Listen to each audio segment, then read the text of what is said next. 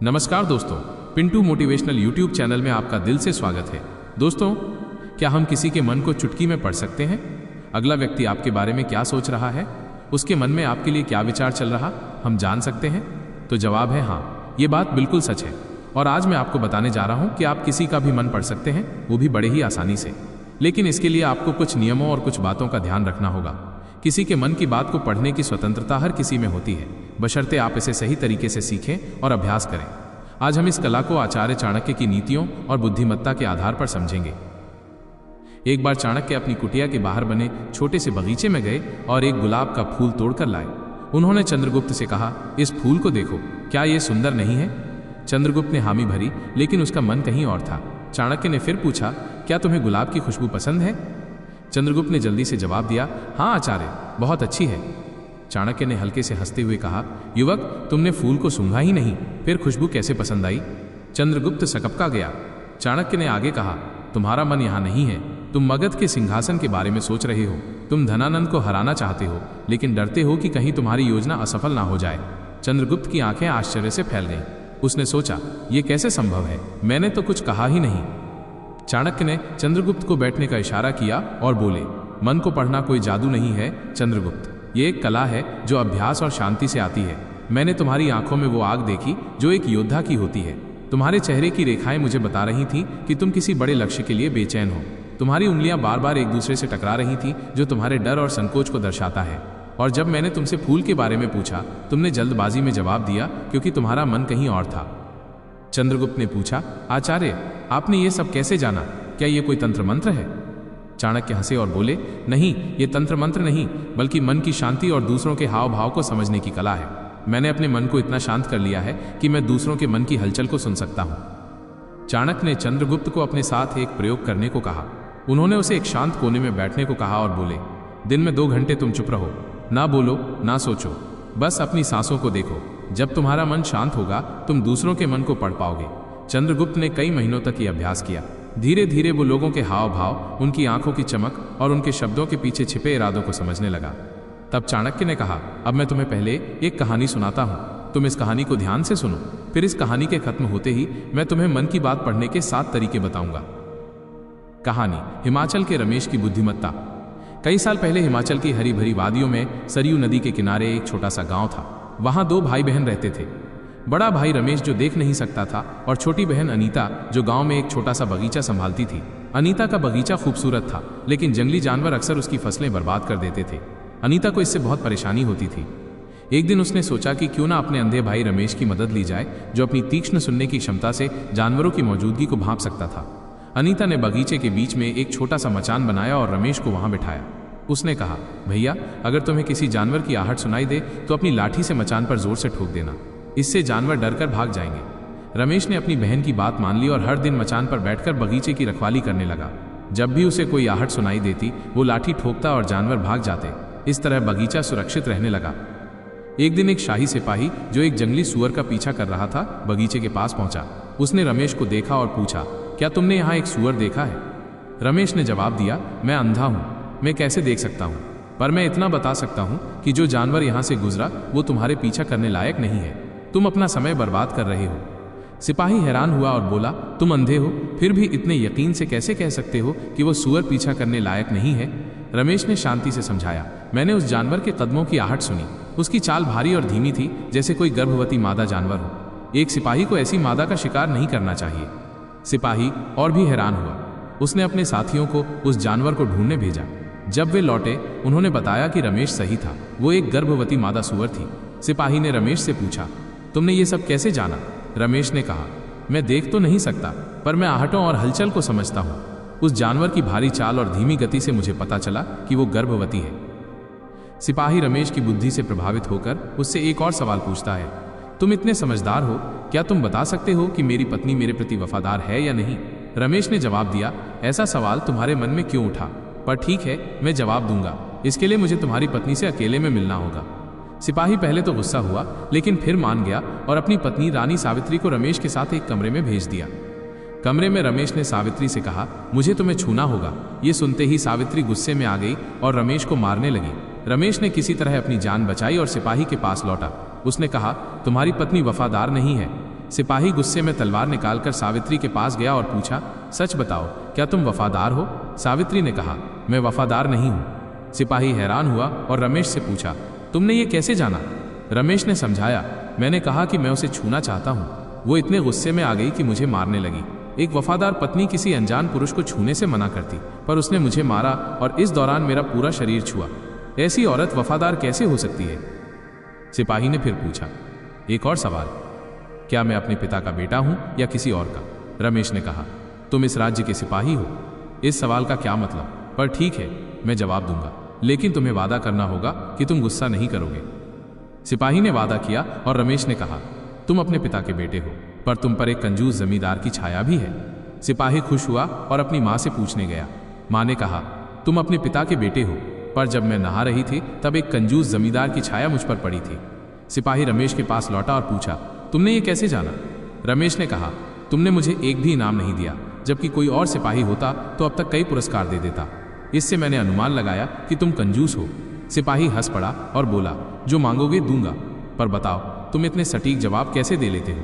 रमेश ने कहा, मैं देख नहीं सकता, पर मैं लोगों के मन को उनकी हरकतों, व्यवहार और शारीरिक हाव भाव से पढ़ सकता हूं। मन पढ़ने के 7 तरीके। फिर चाणक्य ने कहा, अब मैं तुम्हें 7 तरीके बताऊंगा जिनसे तुम भी दूसरों के विचार समझ सकते हो। एक, उसकी आंखों में देखो और हाव भाव को समझो। आंखें मन का आईना होती हैं। जब आप किसी की आंखों में गहराई से देखते हैं तो उनके चेहरे की सूक्ष्म हलचलें, जैसे भौहों का हल्का सा उठना, होठों की तनिक सी मुस्कान या नजरों का इधर उधर जाना, उनके मन की कहानी बयान करती है। उदाहरण के लिए, अगर कोई व्यक्ति आपसे नजरें चुराता है तो शायद वो कुछ छिपाने की कोशिश कर रहा है। वहीं आत्मविश्वास से भरी नजरें दृढ़ता का संकेत देती हैं। हाव भाव भी उतने ही महत्वपूर्ण हैं। व्यक्ति के बैठने का तरीका, हाथों की गति या चेहरे की रेखाएं उनकी भावनाओं को उजागर करती हैं। इस कला को सीखने के लिए आपको एक जासूस की तरह चौकस बनना होगा। कल्पना करें कि आप एक बाज की तरह हैं जिसकी नज़र हर छोटी सी हलचल पर टिकी है। रोजमर्रा की जिंदगी में जब आप किसी से मिलें, चाहे वो बाजार में कोई दुकानदार हो या कार्यालय में सहकर्मी, उनके चेहरे को ध्यान से देखें। क्या उनकी मुस्कान सच्ची है या सिर्फ औपचारिक? क्या उनकी आंखों में उत्साह है या उदासी? शुरू में ये मुश्किल लग सकता है, लेकिन धीरे धीरे आप छोटी छोटी बातों को पकड़ना सीख जाएंगे। रोज 5 मिनट तक किसी एक व्यक्ति के हाव भाव का अवलोकन करें। उनकी आंखों, चेहरे और शरीर की मुद्रा पर ध्यान दें। एक डायरी में नोट करें कि आपको क्या संकेत मिले। समय के साथ आप बिना शब्दों के ही लोगों के मन को पढ़ना शुरू कर देंगे। यह अभ्यास आपको एक कुशल मनोवाचक बनाएगा जो दूसरों की भावनाओं को तुरंत भांप लेता है। 2, उसे बोलने का मौका दो। वो जितना बोलेगा उतना समझना आसान होगा। लोगों के मन को समझने का सबसे सरल तरीका है उन्हें खुलकर बोलने देना। जब कोई व्यक्ति अपनी बात कहता है तो उसके शब्द, लहजा और बोलने का अंदाज उसके मन के रहस्यों को उजागर करता है। कई बार लोग जो कहते हैं उससे ज्यादा उनके शब्दों के बीच का रुकना, उनकी आवाज का उतार चढ़ाव या बार बार दोहराए गए शब्द उनके मन की गहराई को दर्शाते हैं। इस कला को सीखने के लिए आपको एक धैर्यवान श्रोता बनना होगा। बातचीत में जल्दबाजी ना करें। सामने वाले को अपनी बात पूरी करने दें। उनके शब्दों पर ध्यान दें, लेकिन उससे ज्यादा उनके बोलने के तरीके पर। क्या वे रुक रुक कर बोल रहे हैं? क्या उनकी आवाज में आत्मविश्वास है या हिचकिचाहट? क्या वे कुछ शब्दों पर ज्यादा जोर दे रहे हैं? अगली बार जब आप किसी से बात करें तो कम से कम 5 मिनट तक बिना टोके उनकी बात सुनें। उनके शब्दों, लहजे और रुकावटों पर ध्यान दें। बाद में विश्लेषण करें कि उनके बोलने के तरीके ने क्या संकेत दिया। यह अभ्यास आपको एक बेहतर श्रोता बनाएगा और दूसरों के मन को समझने में मदद करेगा। 3, अपने मन को शांत करो। मन पढ़ने की सबसे बड़ी शर्त है कि आपका अपना मन शांत हो। अगर आपका मन विचारों, चिंताओं या कल्पनाओं से भरा है तो आप दूसरों के मन की हलचल को नहीं सुन पाएंगे। एक शांत मन ही दूसरों की भावनाओं को गहराई से समझ सकता है। शांति का मतलब है अपने विचारों को थामना, अपनी आंतरिक हलचल को रोकना। ये एक ऐसी अवस्था है जहां आप ना तो अतीत में खोए हैं न भविष्य की चिंता में। आप बस वर्तमान में हैं और आपका मन एक शांत झील की तरह स्थिर है। इस अवस्था में आप दूसरों की ऊर्जा और भावनाओं को स्पष्ट रूप से महसूस कर सकते हैं। इस शांति को प्राप्त करने के लिए ध्यान, मेडिटेशन सबसे प्रभावी तरीका है। रोज 10 से 15 मिनट के लिए एक शांत कोने में बैठें। अपनी सांसों पर ध्यान केंद्रित करें। विचार आए लेकिन उनमें ना उलझें। उन्हें बादल की तरह तैरते हुए देखें और जाने दें। शुरू में आपका मन भटकेगा, लेकिन धीरे धीरे ये शांत होने लगेगा। दिन में एक समय चुनें जब आप पूरी तरह चुप रहें। कोई बात न करें, ना सोचें, बस अपनी सांसों को देखें। यह अभ्यास आपके मन को शांत करेगा और दूसरों के मन को पढ़ने की आपकी क्षमता को बढ़ाएगा। 4, शारीरिक भाषा का विश्लेषण करें। शारीरिक भाषा मन का खुला पत्र है। व्यक्ति के बैठने का तरीका, हाथों की गति और शरीर की मुद्रा उनके मन की स्थिति को दर्शाती है। उदाहरण के लिए, अगर कोई व्यक्ति बात करते समय अपनी बाहें बंद रखता है तो वो रक्षात्मक हो सकता है। अगर वो सीधा बैठता है और खुली मुद्रा में है तो वो आत्मविश्वास से भरा हो सकता है।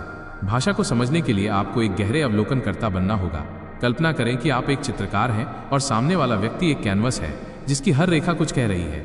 उनके हाथों की गति, उनके पैरों की स्थिति और उनके कंधों का झुकाव सब कुछ एक कहानी कहता है। सामाजिक सभा में लोगों की शारीरिक भाषा का अवलोकन करें।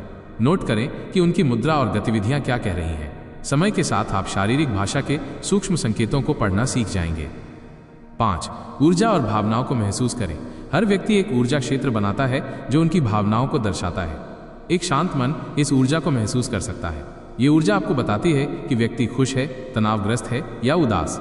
इस ऊर्जा को महसूस करने के लिए आपको अपनी अंतर्ज्ञान को जागृत करना होगा। ये एक ऐसी अनुभूति है जो आपको बताती है कि कुछ ठीक है या नहीं। उदाहरण के लिए, आप किसी से मिलते हैं और वो मुस्कुरा रहा है, लेकिन आपको लगता है कि कुछ गलत है। ये आपकी अंतर्ज्ञान की आवाज़ है जो उनकी ऊर्जा को पढ़ रही है। एक बार मैं एक पार्टी में गया जहां एक व्यक्ति बहुत हंस बोल रहा था, लेकिन जब मैंने उससे बात की तो मुझे उसकी ऊर्जा में एक खालीपन महसूस हुआ। मैंने उससे गहराई से बात की और उसने बताया कि वो अपने करियर में असफलता से जूझ रहा था। किसी करीबी के साथ बैठें और उनकी ऊर्जा को महसूस करने की कोशिश करें। क्या उनकी ऊर्जा सकारात्मक है या भारी? अपनी अंतर्ज्ञान पर भरोसा करें। यह अभ्यास आपको दूसरों की भावनाओं को समझने में निपुण बनाएगा। 6. सवाल पूछकर गहराई में जाएं। सही सवाल पूछना मन पढ़ने का एक शक्तिशाली हथियार है। सवाल व्यक्ति को खुलने के लिए मजबूर करते हैं और उनके मन की गहराई को उजागर करते हैं। पूछते समय खुले और गैर निर्णयात्मक सवाल चुनें, जैसे आप इस बारे में क्या सोचते हैं या ये आपको कैसा लगता है। उनके जवाबों में छिपे संकेतों पर ध्यान दें। अगर कोई सवाल का जवाब टालता है तो शायद वो कुछ छिपा रहा है। उदाहरण के लिए, मैंने एक बार अपने मित्र से पूछा, तुम्हारा नया प्रोजेक्ट कैसा चल रहा है? उसने हल्के से कहा, ठीक है। लेकिन मैंने और गहराई से पूछा, क्या कोई चुनौती है?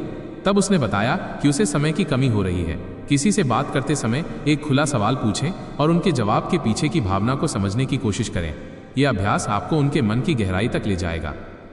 7. निरंतर अभ्यास और धैर्य रखें। मन पढ़ने की कला एक दिन में नहीं आती। यह निरंतर अभ्यास और धैर्य का परिणाम है। कला को सीखने के लिए आपको रोज छोटे छोटे कदम उठाने होंगे।